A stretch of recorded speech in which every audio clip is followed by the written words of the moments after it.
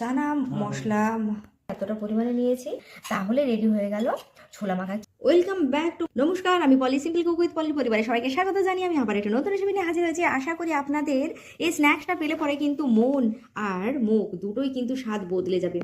অবশ্যই কিন্তু বলবো আপনারা সঙ্গে থাকবেন আর দেখবেন আমি কীভাবে বানিয়ে নিয়েছি আজকে ছোলা ডাল মাখা।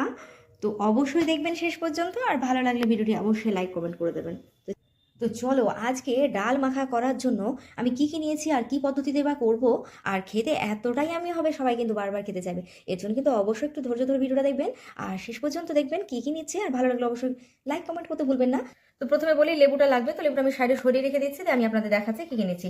তো এটা হচ্ছে ছোলার ডাল, তো ছোলার ডালটা হচ্ছে সেদ্ধ করা রয়েছে, কেমন দেখায় আপনাদের। তো এই যে দেখুন, একদম গলে যাবে না ডালটা, যাতে করে খেতে গেলে যাতে একটু ভালো লাগে খেতে, সেরকম কিন্তু হবে ডালটা, ঠিক আছে। সেরকম মাপে কিন্তু আপনারা এটাকে সেদ্ধ করে নেবেন, ঠিক আছে। রয়েছে ছোলার ডাল, মটরশুঁটি এখন যেহেতু অ্যাভেলেবেল পাওয়া যায় মটরশুঁটি নিয়েছি। এটা রয়েছে কাঁচা পেঁয়াজ, যারা পেঁয়াজ খান না, নিরামিষ খেতে চান স্কিপ করতে পারেন। ধনে পাতা এখানে নিয়েছি, লঙ্কাটা আপনারা পছন্দ মতো নেবেন, তবে আমি এখানে একটা লঙ্কা কুচি করে নিয়েছি। এখানে আমার কাছে হাতের কাছে ছোলা গাছ বেরোনো ছিল, আপনারা চাইলে কিন্তু নর্মাল ছোলা ব্যবহার করতে পারেন। তো আমি এখানে গাছ বের করা বা অঙ্কুরিত ছোলা নিয়ে নিয়েছি। এখানে নিয়েছি অল্প পরিমাণে শশা কুচি, আর রয়েছে এই যে এটা টমেটো কুচি।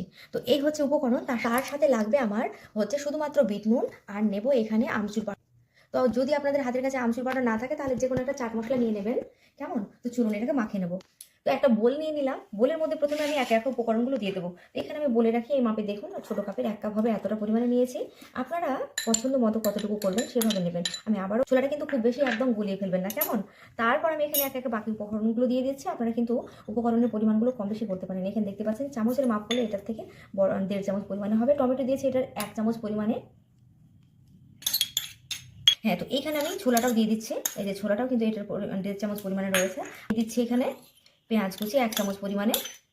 ঝালটা আপনারা কে কতটুকু খাবেন তারপর ডিপেন্ড করবে। যদি বাচ্চারা খায় তাহলে কিন্তু একেবারে স্কিপ করতে পারেন। তো লঙ্কাটা খুব বেশি ঝাল নেই বলে আমি পুরোটা দিয়েছি। এবার এখানে আমি দিয়ে দিচ্ছি শশা। তো শশাটা আমি এই চামচের কিন্তু 2 চামচ পরিমাণে ব্যবহার করছি। শশাটা তো জানেন একটু বেশি ভালো লাগে, তো যাই হোক আমি সবটা দিয়ে দিলাম, ঠিক আছে। এই ধনেপাতা হচ্ছে অল্প পরিমাণ দিয়েছি, আমার ছেলে একেবারে পছন্দ করে না, আবার দিলে পরে চেটে পড়ে খায়, ঠিক আছে। এ হচ্ছে ওর ব্যাপার। তো এইখানে দিয়ে দিলাম আমি এটা হচ্ছে আমচুর পাউডার, আমার বাড়ির তৈরি। যদি কেউ আমচুর পাউডার রেসিপি চান, আমি সময় আসলে কিন্তু আপনারা আমচুর পাউডারটা বাড়িতে বানিয়ে নিতে পারবেন। আমি রেসিপি লিঙ্ক আপনাদের দিয়ে দেবো। এবার দিয়ে দিতে হবে এখানে স্বাদ মতো লবণ। তো এখানে পরিমাণটা দেখেছেন কতটুকু ছিল, তো সেই পরিমাণে আমি এখানে লবণটা ব্যবহার করব। তো এখানে 1/2 চামচের মতো লবণ দিলেই হয়ে যাবে। আর যেটা দিলে পরে বেশি চটপটা হবে সেটা হচ্ছে এই যে লেবু। এই যে লেবুটা অল্প পরিমাণে দিয়ে, প্রায় ছোটো চামচের 1 চামচ মতো দিয়ে খুব ভালো করে এটাকে মিক্স করে নিতে হবে। তাহলে রেডি হয়ে গেল ছোলা মাখা। কি দেখে লোভ লাগছে না বলুন তো, কি সুন্দর হয়েছে। যদি আপনারা কেউ মনে করেন এখানে আলু কুচি ব্যবহার করুন, মানে সেদ্ধ আলু আর কি, তাহলে কিন্তু আপনারা ব্যবহার করতে পারেন। খেতে কিন্তু ভীষণ টেস্ট হবে, বিশ্বাস করুন। এই আমি আপনাদের বলছি, এত সুন্দর একটা গন্ধ বেরোচ্ছে, আমার জিভের জল যেন এক্ষুনি পড়ে যাচ্ছে। কিন্তু না, জিভটা তো সামনে রাখতে হবে, তাই না। প্রিয় দর্শক বন্ধুরা, আমি আবারও অনুরোধ করবো, ভিডিওটা একটু ভালো লাগলে লাইক শেয়ার করতে ভুলবেন না। চাইলে কিন্তু আবারও বলছি, বয়েল আলু কুচি করে ব্যবহার করতে পারেন, কাঁচা বাদাম ব্যবহার করতে পারেন আপনার পছন্দ মতো। আর দেখুন, আপনারা চাইলে কিন্তু আরেকটুখানি শশা বা কোনো কিছু মনে হয় যে আপনি মিক্স করবেন, করতে পারেন। খেতে এতটা টেস্টি আর এতটাই চটপটা, মানে কি বলবো, জিভে জল চলে আসছে। তো ভিডিওটা যদি ভালো লাগে তাহলে আপনাদের কাছে অনুরোধ রইল, অবশ্যই ভিডিওটিতে একটু লাইক কমেন্ট করতে ভুলবেন না। যেন আবারও অনুরোধ করছি, আমার চ্যানেলটি সাবস্ক্রাইব করে আমাকে একটু আপনাদের সাপোর্ট আর ভালোবাসা দেবেন, যাতে করে আমি আপনাদের নতুন নতুন রেসিপি আর আপনাদের পছন্দ মতো রেসিপি নিয়ে হাজির হতে পারি। আর আপনাদের রেসিপি যদি চান তাহলে কিন্তু আপনারা অবশ্যই আমাকে কমেন্ট সেকশনে জানাবেন, আমি আপনাদের ইচ্ছে মতো রেসিপি নিয়ে হাজির হব। চলুন, ভালো থাকবেন, সুস্থ থাকবেন। এখনকার মতো সবাইকে অনেক অনেক ধন্যবাদ আর ভালোবাসা।